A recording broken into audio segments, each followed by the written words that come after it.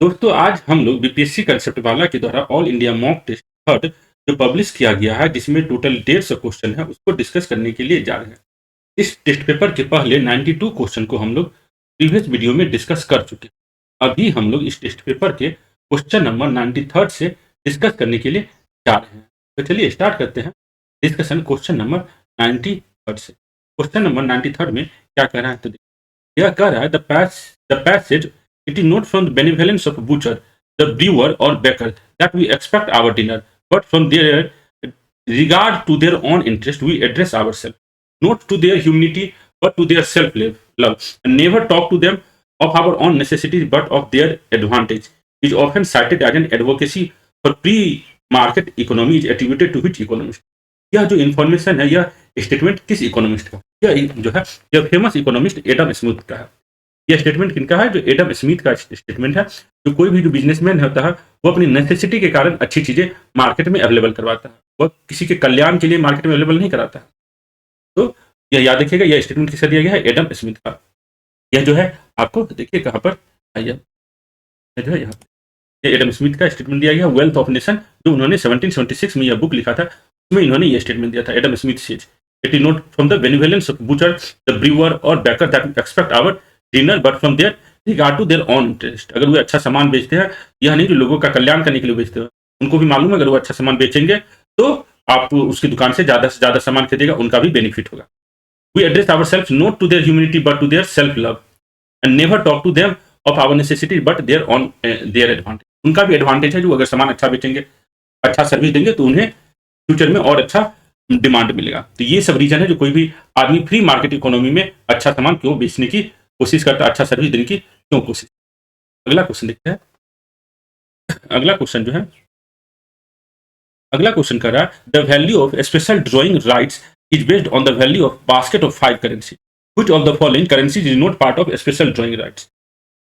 तो special drawing rights जो है किसी भी कंट्री का जो है उसमें 5 करेंसी इसमें रहता है। 5 करेंसी कौन कौन सा है? तो यूएस डॉलर, तो देख लीजिए रूबल नहीं है इसमें, आंसर क्या हो जाएगा? रूबल जो है स्पेशल ड्रॉइंग राइट्स के बास्केट ऑफ करेंसीज का पार्ट नहीं है। तो थोड़ा सा डिटेल ढंग से हम लोग देखें।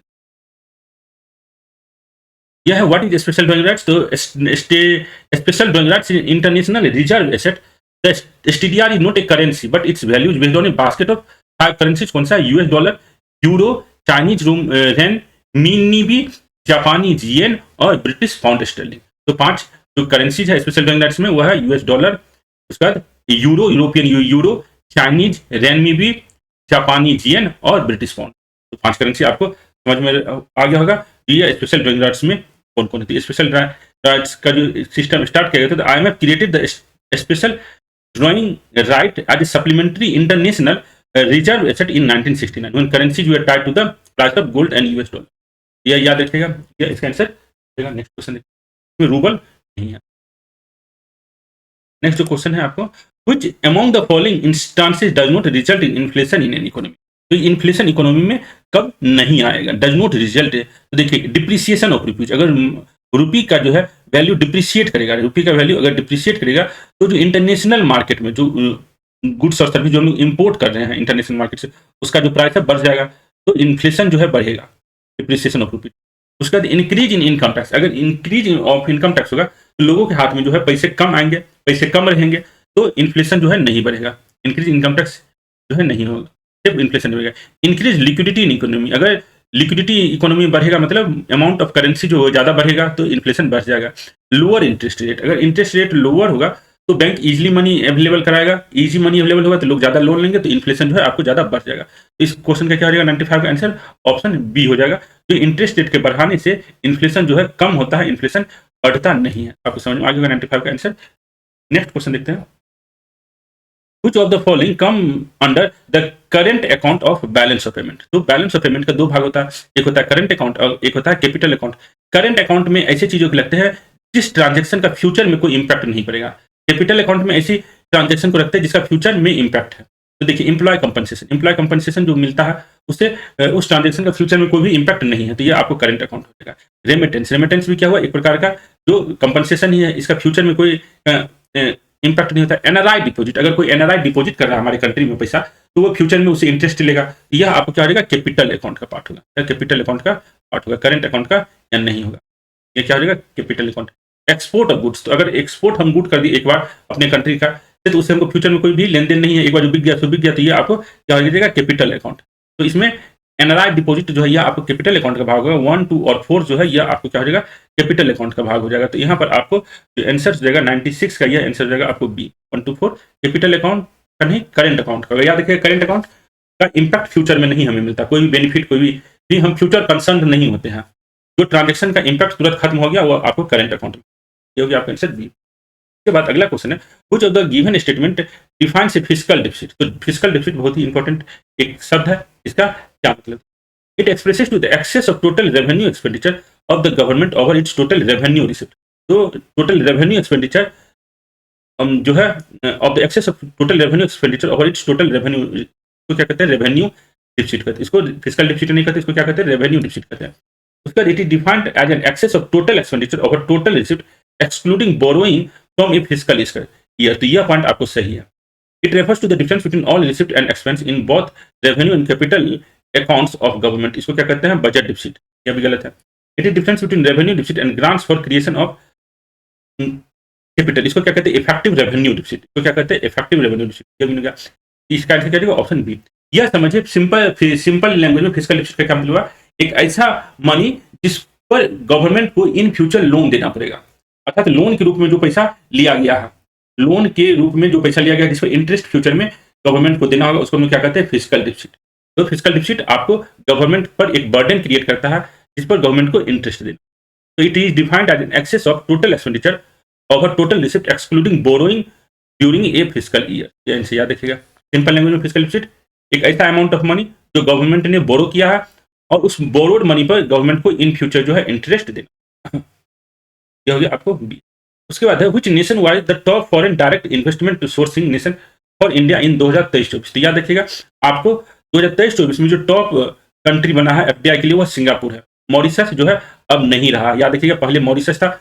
मॉरिशस से भारत का एग्रीमेंट होने के बाद अब क्या हुआ है, जो मॉरिशस के थ्रू जो ज्यादा इन्वेस्टमेंट हो रहा था वो मॉरिशस अब नंबर 2 पोजीशन पर हो गया है, क्योंकि भारत और मॉरिशस के बीच में डबल टैक्सेशन अवॉइडेंस का एक एग्रीमेंट हुआ है, जिससे मॉरिशस से जो इन्वेस्टमेंट हुआ था उसको जो बेनिफिट मिला था वो बेनिफिट अब मॉरिशस के थ्रू होने वाले इन्वेस्टमेंट पर वो बेनिफिट नहीं मिलेगा। इसलिए मॉरिशस से अब एफडीआई जो है कम हो गया। इसी साल ये एग्रीमेंट किया गया मॉरिशस और इंडिया के बीच में। अब नंबर 1 पोजीशन पर कौन सा हो गया है कंट्री तो एफडीआई के लिए, तो सिंगापुर हो गया। तो याद रखिएगा इसका आंसर क्या हो जाएगा, 98 का सी हो जाएगा। उसके बाद जो अगला क्वेश्चन है, the GI tag which is issued by the geographical indication registry is under the aegis of which country. तो जीआई टैग जो आपको different different product of different states को दिया जाता है, या किस मिनिस्ट्री के अंतर्गत आता है, या जियोग्राफिकल इंडिकेशन रजिस्ट्री जो है किस मिनिस्ट्री के अंतर्गत आता है, यह याद रखिएगा यह जो है आपको मिनिस्ट्री ऑफ कॉमर्स और इंडस्ट्री के अंतर्गत आता है। यह कौन सा मिनिस्ट्री है, यह है मिनिस्ट्री ऑफ कॉमर्स और industry.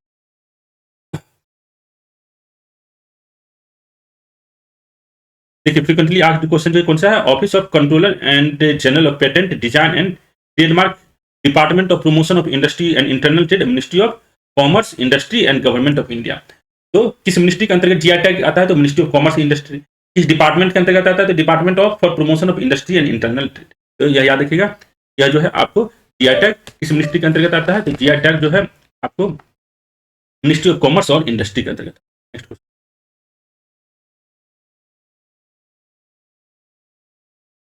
Next question, consider the following statement about GDP deflator. तो जीडीपी डिफ्लेटर की रिगार्डिंग कौन सा स्टेटमेंट यहाँ पर सही है। तो जीडीपी डिफ्लेटर क्या होता है, GDP at nominal price divided by GDP at constant price को हम लोग जीडीपी डिफ्लेटर कहते हैं। It is a ratio of value of goods and services provided by an economy in a given year at a current price. Current price को ही nominal price कहते हैं, to the value of goods और service produce during the base year. तो यह याद रखिएगा GDP deflator क्या होता है, यह जीडीपी को जब हम लोग करंट प्राइस पर कैलकुलेट करते हैं, उसी जीडीपी को जब हम लोग कांस्टेंट प्राइस पर कैलकुलेट करके डिवाइड कर देते हैं, तो जो वैल्यू आता है उसको हम क्या कहते हैं, जीडीपी डिफ्लेटर कहते हैं। तो यह डेफिनेशन आपको सही है। It is better indicator of inflation than wholesale और कंज्यूमर प्राइस इंडेक्स। तो जीडीपी डिफ्लेटर जो है आपको बेटर इंडिकेटर है और इन्फ्लेशन का देन होलसेल प्राइस और कंज्यूमर प्राइस इंडेक्स, क्योंकि जीडीपी डिफ्लेटर में इकोनॉमी में प्रोड्यूस होने वाले सारे गुड्स और सर्विस को इंक्लूड किया जाता है, जबकि होलसेल प्राइस और कंज्यूमर प्राइस इंडेक्स में हम केवल एक बास्केट ऑफ गुड्स और सर्विस को इंक्लूड करते हैं कैलकुलेट करने में। होलसेल में तो सर्विस को हम लोग कैलकुलेट ही नहीं करते हैं। सीपीआई जो कंज्यूमर प्राइस इंडेक्स है उसमें हम लोग सर्विस को भी इंक्लूड करते हैं कैलकुलेट करने में। होलसेल में केवल गुड्स को इंक्लूड किया जाता है। तो याद रखिएगा, और जीडीपी डिफ्लेटर में जितने भी गुड्स और सर्विस है सबको इंक्लूड किया जाता है। कंज्यूमर प्राइस और होलसेल प्राइस का जो बास्केट ऑफ गुड्स और सर्विस है वह छोटा है, इसलिए आपको जीडीपी डिफ्लेटर बेटर इंडिकेटर है इन्फ्लेशन को रिप्रेजेंट करने का। तो यहाँ पर दोनों पॉइंट आपको सही है, इसका आंसर क्या हो जाएगा? 100 का आंसर हो जाएगा सी।